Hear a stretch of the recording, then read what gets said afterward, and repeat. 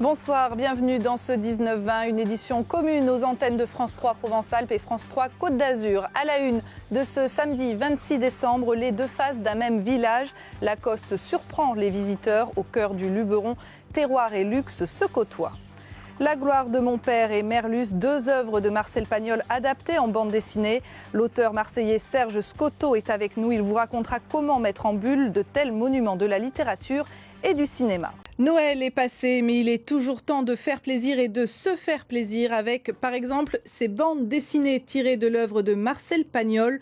L'auteur provençal aurait eu 120 ans cette année. Une belle façon de lui rendre hommage à travers ses BD signés, notamment Serge Scotto. Bonsoir, alors je dis notamment, car vous avez travaillé sur le scénario avec Éric Stoffel. Les dessinateurs sont différents selon chaque ouvrage. C'était pour vous un rêve d'enfant, une évidence même, et tout est parti d'une bouillabaisse, racontez-nous. C'est vrai, oui. Une bouillabaisse avec Nicolas Pagnol. La famille Pagnol en avait envie depuis très longtemps, mais les conditions n'avaient jamais été réunies, il n'y avait pas eu les bonnes rencontres. Il y avait eu une première tentative qui avait été avortée, ils avaient été très déçus, découragés. Et puis voilà, on a réussi à les convaincre et on est parti sur cette aventure il y a 2 ans de ça. Les premiers albums sortent aujourd'hui. Nicolas Pagnol, qui est donc le petit-fils et qui est le gardien en fait, du patrimoine. Le gardien, mais surveillé par Jacqueline, la veuve de Pagnol, qui veille au grain, qui regarde les BD d'ailleurs. Hein, il les lui montre. Ce sont tous des lecteurs de BD.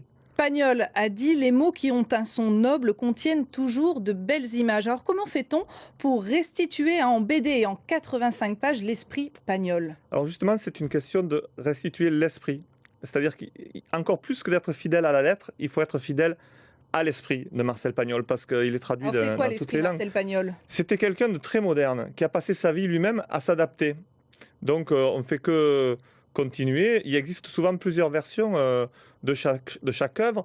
Et puis c'est quelqu'un qui était idéal pour la BD, vous l'avez dit, c'était une évidence. Il y avait un manque, parce que c'est quelqu'un qui pensait en images.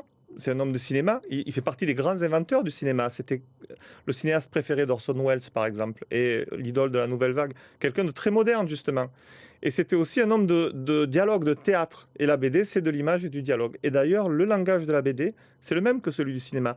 Gros plan, travelling, zoom, champ contre champ. C'est ça qu'on met dans nos scénarios.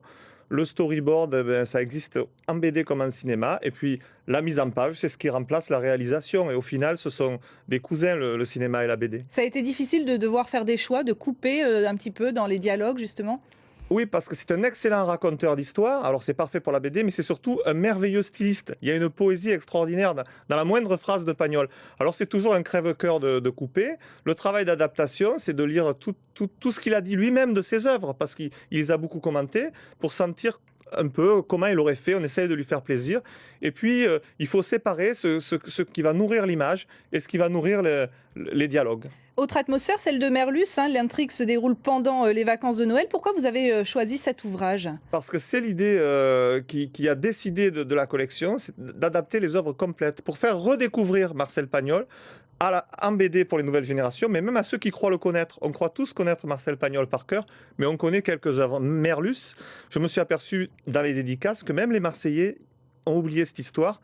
Ça se passe en 1913, oui. Déjà 2 œuvres, vous n'allez pas vous arrêter là. Rapidement, quels sont les prochains en préparation ?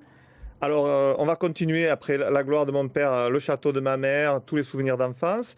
Et puis d'autres œuvres moins connues comme Merlus, il va y avoir Jazz, il va y avoir Topaz qui sort au mois de mars.